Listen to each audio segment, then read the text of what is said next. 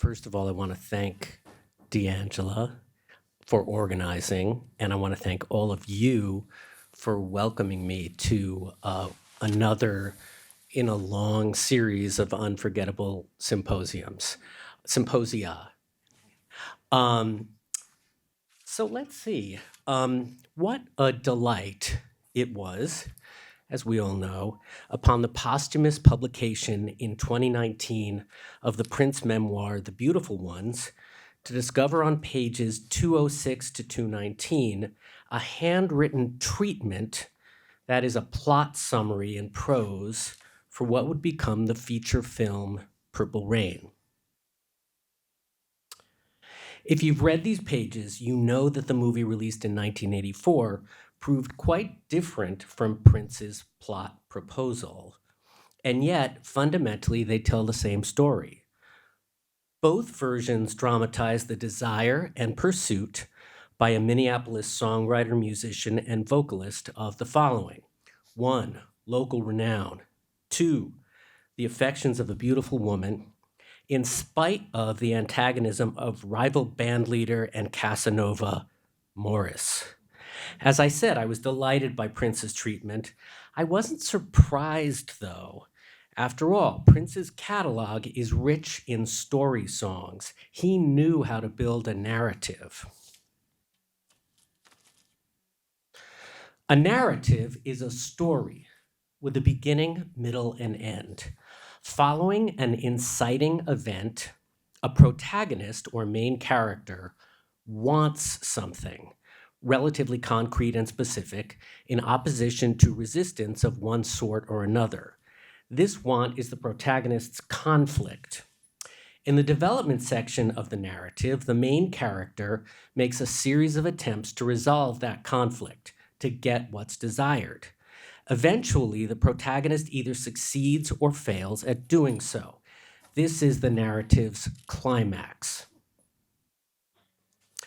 In Homer's Odyssey, for instance, protagonist Odysseus longs at the conclusion of the Trojan War, the story's inciting event, to return to his kingdom and reunite with his family. This is Odysseus's conflict.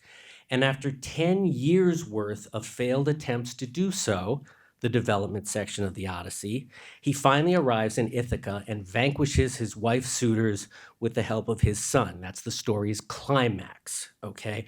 And I've heard the term narrative misused a lot of late in the news.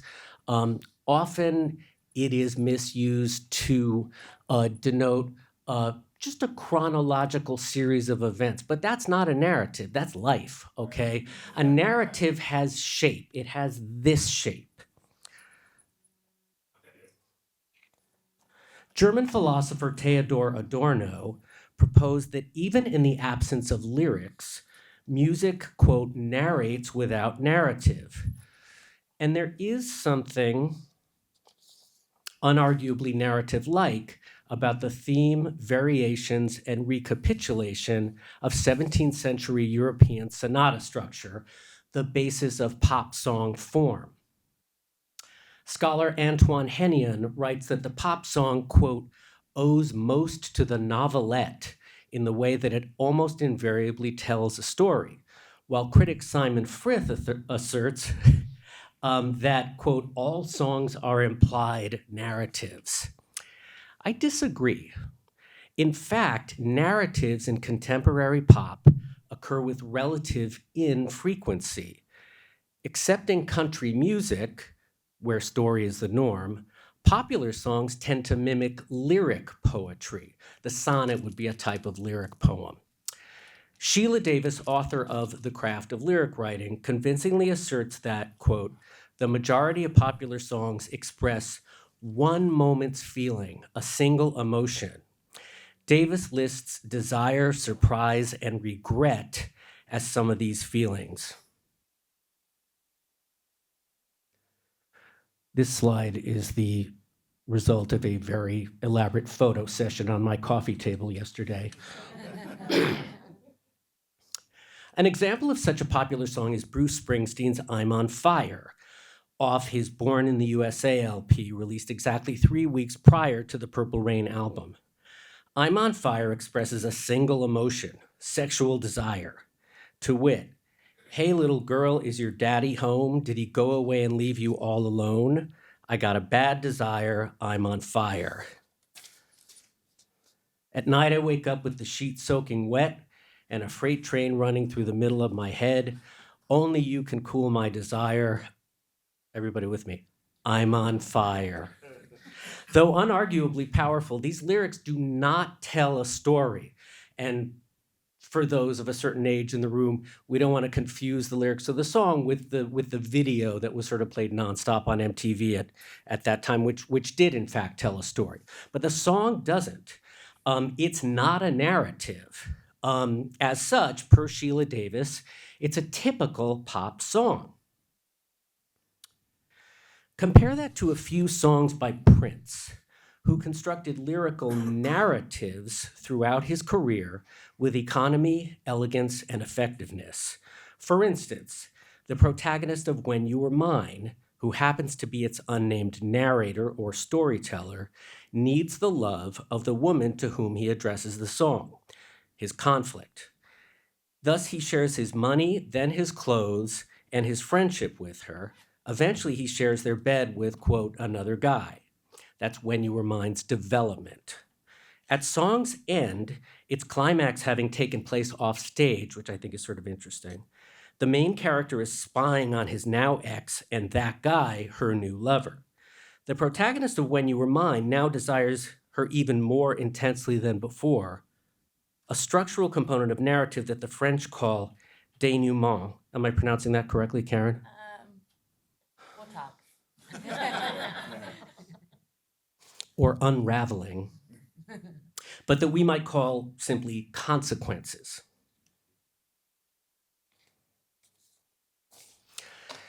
Or consider the pastoral Raspberry Beret, an early version of which Dwayne Tudall's Prince and the Purple Rain era studio sessions says was recorded on April 27th, 1982, before it was overhauled on September 7th and 13th, 1984, thus the Purple Rain era. Musically, as Ann Danielson and Stan Hawkins note, the song consists of verses and choruses supplemented by an intro, an instrumental version of the chorus, and a bridge. The sections follow each other in traditional pop song fashion. Lyrically, however, Raspberry Beret's protagonist is employed, quote, part-time and a five and dime by a possibly racist boss, Camila Cummings will back me up on this, until the object of his desire, a girl unidentified but for her trademark headwear, arrives. Immune to social convention, she walked in through the outdoor, Raspberry Beret's inciting event, and uncompelled by material possessions. If it was warm, she wouldn't wear much more than the hat she likely obtained in a secondhand store rather than at Mr. McGee's five and dime.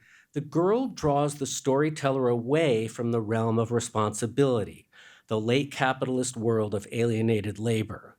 He thinks he loves her and wants to find out the protagonist's conflict. After she has sought and presumably received a pledge from him that he doesn't intend to do her any harm, they enter what Shakespeare scholar Northrop Frye calls the green world, where romance inevitably ensues and love can be depended upon to transform. The protagonist takes the girl for a ride on the back of his bike down to Old Man Johnson's farm, and inside a barn there, while rain drums on the roof above them and horses look on, he experiences, quote, the first time. That is, loses his virginity to her, the narrative's climax. Pun intended. As a consequence of these events, feelings he can barely believe overcome Raspberry Beret's narrator. I think I love her. The green world has transformed him, and in a mere 3 minutes and 31 seconds.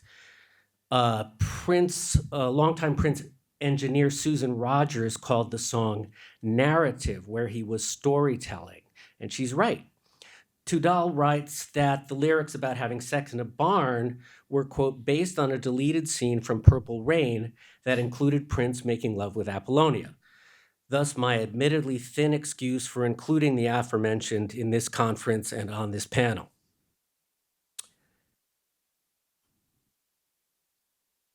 Thanks mainly to the Eleanor Rigby-esque string ensemble that accompanies the revolution on Raspberry Beret, the recording is commonly described as Beatle-esque. In addition to the fact that Prince said of Around the World in a Day that, quote, his influence wasn't the Beatles, do the lyrics to any Beatles song tell a story with as expertly crafted a beginning, middle, and end as this Prince artifact? Perhaps Paul McCartney's Eleanor Rigby itself, or the very un-Raspberry-like Norwegian Wood by John Lennon, the latter of which may have influenced an early draft of Raspberry Beret, in which, following a night of passion, the protagonist awakens alone to find the hat and a note saying, "This is for you." Which brings us to Darling Nikki, the performance of which is a high point of the Purple Rain film.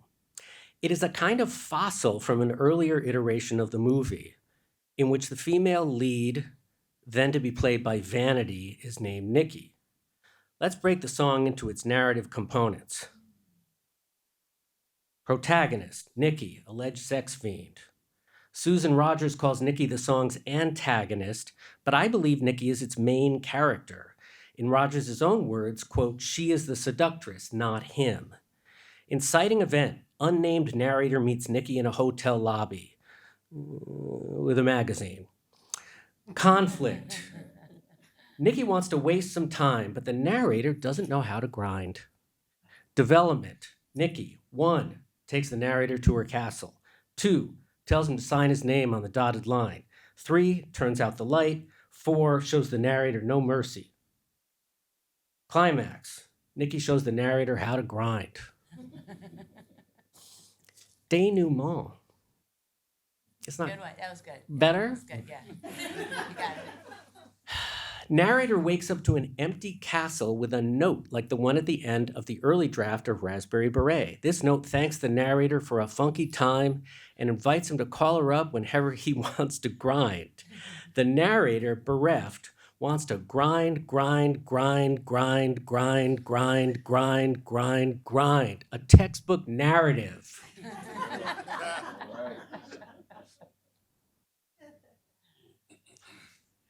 I need some water. It's all the grinding. Okay. In no way am I arguing that Prince's story songs, and they include Head, Little Red Corvette, The Ballad of Dorothy Parker, 5 Women, P Control, love P Control, Circle of Amour, Illusion, Coma, Pimp, and Circumstance, The Everlasting Now, Rock and Roll Love Affair, and many others, are superior to the pop songs of his that more conventionally express, quote, one moment's feeling, a single emotion. How could I, as from the title track of Prince's debut, For You, Forward, the words to most of his songs are lyric poems rather than stories. I am saying that Prince was a gifted crafter of narratives like his movie, Purple Rain. Thank you.